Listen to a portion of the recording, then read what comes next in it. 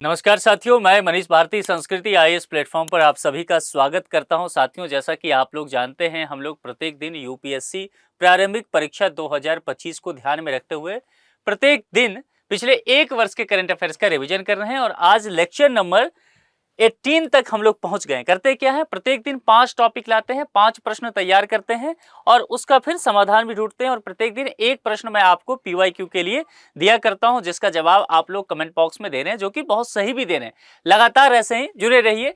देखिए, आपके लिए एक ऑफर है। आप में से बहुत सारे लोग जो क्लासेस वगैरह लेना चाहते होंगे, तो गणतंत्र दिवस के शुभ अवसर पर एक ऑफर दिया गया है संस्कृति आईएएस के द्वारा। विभिन्न ऑनलाइन कोर्सेज पर 50% तक का छूट दिया गया है। सबसे अहम बात कि 26 से 30 जनवरी के बीच ही यह वैलिड रहने वाला है। यहाँ पर लाइव कोर्सेज में देखेंगे तो जीएस का, यूपीएससी का जो प्रीलिम्स और मेंस दोनों होगा, ये मात्र 55,000 में उपलब्ध होगा और इसी में सीसेट ऐड कर दीजिए तो यह बढ़कर के केवल 60,000 हो जाएगा। और वीडियो कोर्सेज अगर आप लेते हैं लाइव तो यह 50,000 में ही उपलब्ध हो जाएगा। यहाँ पर आपको कोर्स के विषय में विशेषताएं बता दिया गया है। इस विषय में जानकारी के लिए संस्कृति आईएएस का वेबसाइट विजिट करके वहां विस्तृत जानकारी आप ले सकते हैं। अब चलिए सीधे पहले टॉपिक पर चलते हैं। पहला प्रश्न, हाल ही में भारत ने किस देश के साथ, अब यहां से हमें क्या करना है, प्रत्येक दिन हम क्या करते हैं, कीवर्ड सबसे पहले पहचानते हैं कि कैसे प्रश्नों का समाधान कर सके। हाल ही में भारत ने किस देश के साथ, यह प्रश्न आपके लिए रहा, MH-60R बहुउद्देशीय हेलीकॉप्टरों के लिए सहायक उपकरण की बिक्री हेतु एक समझौता किया है। यह आपसे पूछा गया है। 4 विकल्प अमेरिका, रूस, इजराइल और फ्रांस है। देखिए, हाल ही में भारत ने अमेरिका से अपने विदेशी सैन्य बिक्री कार्यक्रम के तहत जो है MH-60R बहुउद्देशीय हेलीकॉप्टर के लिए जो काम किया है, इसमें देखेंगे तो यह डील जो हुआ है 1.17 बिलियन डॉलर का रहा है। ठीक है, अब यहां पर एक प्रश्न है कि ये तो हमने जवाब ढूंढ लिया कि अमेरिका होगा, लेकिन इसके विषय में आपसे कुछ पूछा जा सकता है। MH-60R के विषय में थोड़ा समझ लीजिए। देखिए, इस हेलीकॉप्टर का निर्माण है अमेरिकी रक्षा एरोस्पेस कंपनी है लॉकहीड मार्टिन, इसका नाम आपने सुना होगा। लॉकहीड मार्टिन की एक सहायक कंपनी है जिसका नाम है सिकोर्स्की, इसके द्वारा किया जा रहा है। यह जो है दुश्मन की पनडुब्बियों और सतही जहाजों को पूरी तरह से नष्ट करने में सक्षम होता है और सी हॉक जो है ब्लैक हॉल हेलीकॉप्टर का एक समुद्री संस्करण बताया जाता है। तो यहां पर सही जवाब क्या हो गया, अमेरिका के साथ। अब दूसरे प्रश्न पर आइए, ये इंपॉर्टेंट है, इसको 3 स्टार डाल दीजिए, है ना। यह पूछा गया है प्रगति प्लेटफॉर्म के संदर्भ में निम्नलिखित कथनों पर विचार कीजिए। कहा गया है कौन सही है और यहां पर कितने कथन सही हैं, ये आपसे पूछा गया है। देखिए, सबसे पहले 3 स्टेटमेंट है, जरा समझते हैं। इस प्लेटफॉर्म को वर्ष 2017 को लॉन्च किया गया था, तो ये एक देख लिया हमने। यह एक त्रिस्तरीय प्रणाली है, यानी कि 3 लेयर की बात की गई है, जिसमें एक होगा पीएमओ। पीएमओ बोले तो प्राइम मिनिस्टर ऑफिस, दूसरा सरकार के जो केंद्र सरकार के सचिव होंगे वे, और राज्य के मुख्य सचिव, यानी कि तमाम राज्यों के मुख्य सचिव शामिल होंगे, केंद्र सरकार के विभिन्न मंत्रालय के सचिव होंगे और पीएमओ के अधिकारी इसमें जुड़ेंगे। ध्यान रखिएगा, तो ये 3 स्तर हो गया ना। अब यहां पर इसका उद्देश्य क्या है, केंद्र एवं राज्य सरकारों के बीच जो भी महत्वपूर्ण कार्यक्रम है या परियोजना है उसकी निगरानी और समीक्षा करने के लिए कि कितना काम हो रहा है।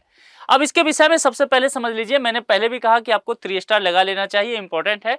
प्रगति प्लेटफॉर्म है क्या, देखिए, कहा गया कि प्रोएक्टिव गवर्नेंस एंड टाइमली इंप्लीमेंटेशंस, यानी कि गवर्नेंस, सुशासन पर ध्यान देने के लिए सरकार प्रतिबद्ध है और समय के साथ जो है कामों को पूरा कर भी लिया जाए। तो इसके लिए प्रगति प्लेटफॉर्म को लॉन्च किया गया 25 मार्च 2015। कब किया गया, 25 मार्च 2015 को। तो यहां पर आपसे फैक्ट क्या कहा गया, 2017, ये गलत हो गया, ये 2015 होगा। एक चीज समझ में आ गया। अब चलिए दूसरा, यहां पर कहा गया कि त्रिस्तरीय प्रणाली है। देखिए, त्रिस्तरीय प्रणाली के विषय में समझिए, मैंने पहले भी कहा कि 3 स्तर की बात की गई है।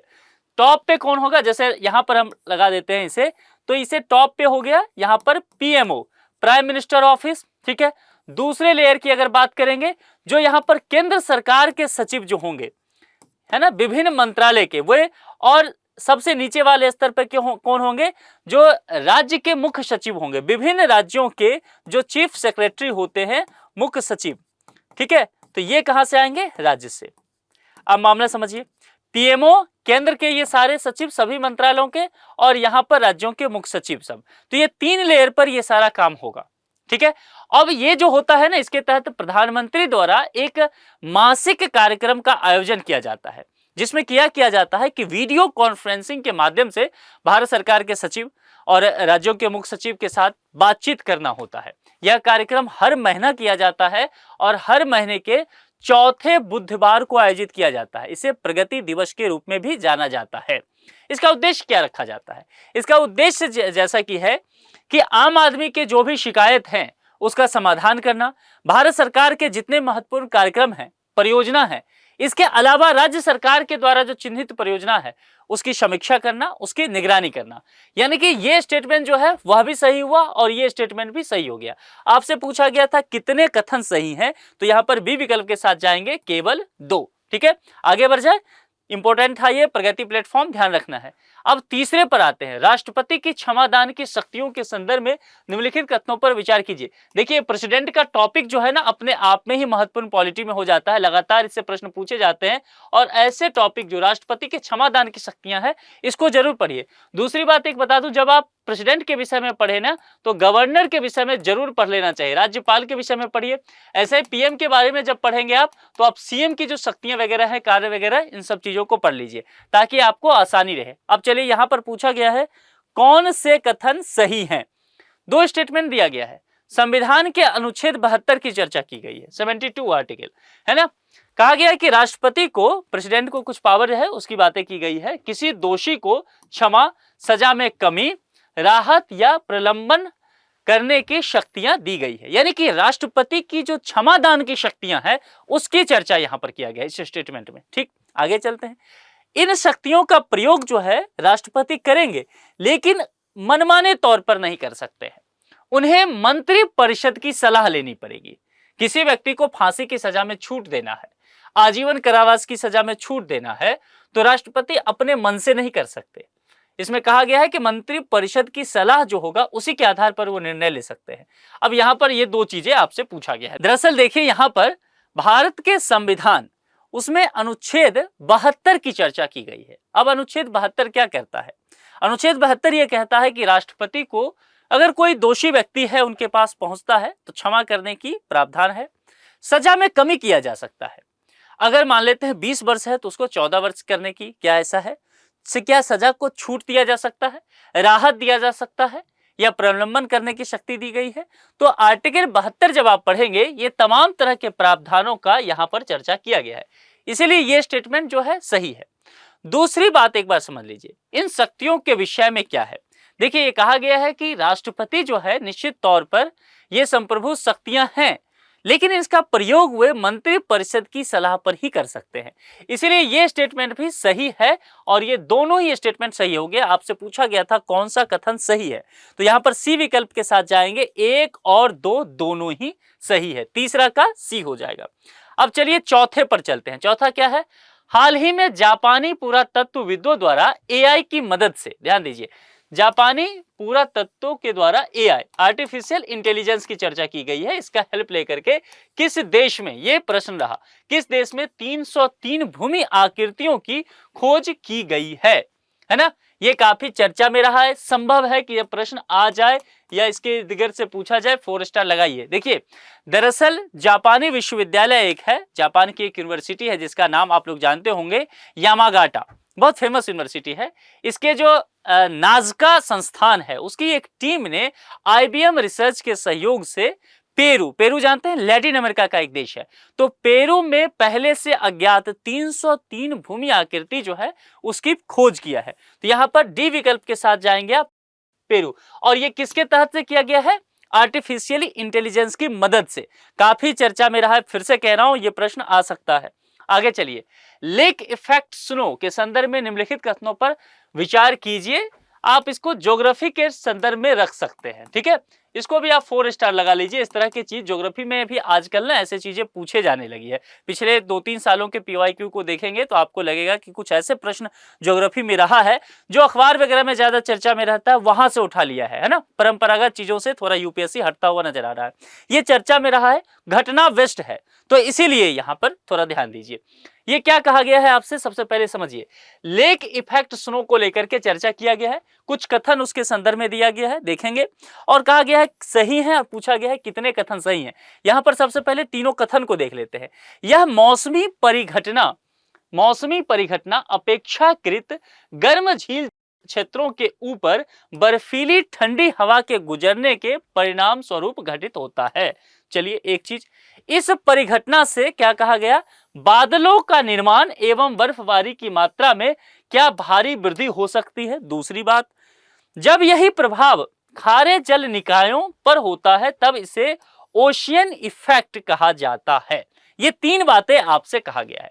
तो सबसे पहले हमें कुछ चीजें समझ लेना है ना। समझना क्या है, जो बातें यहां पर कहा गया लेक इफेक्ट सुनो। एक चीज और मैं आपको समझाऊंगा इस प्रश्न में, यहां पर एक टर्म और चर्चा किया गया है, ओशियन इफेक्ट। ठीक है, ओशियन इफेक्ट समझना बहुत जरूरी है, यह भी पूछा जाता है।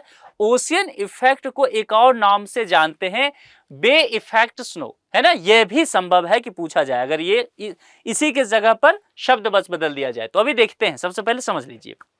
देखिए, लेक इफेक्ट स्नो क्या होता है। लेक इफेक्ट स्नो जो है ना, एक मौसमी घटना है। और यहां जो कहा गया है ना कि अपेक्षाकृत गर्म झील क्षेत्रों के ऊपर से क्या होगा, बर्फीली ठंडी हवा गुजरती है। ठीक है, उसके परिणाम स्वरूप जो है इस तरह का घटना होता है। अब इसके कारण होता क्या है, पहले ही बात समझिए। इसके कारण क्या होगा कि गर्मी और नमी जो है वह वायुमंडल के सबसे निचले हिस्से में ट्रांसफर हो जाता है, और इससे क्या होगा कि यह क्षेत्र लेक इफेक्ट स्नो में आ जाएगा, उसके प्रभाव में ही आ जाता है।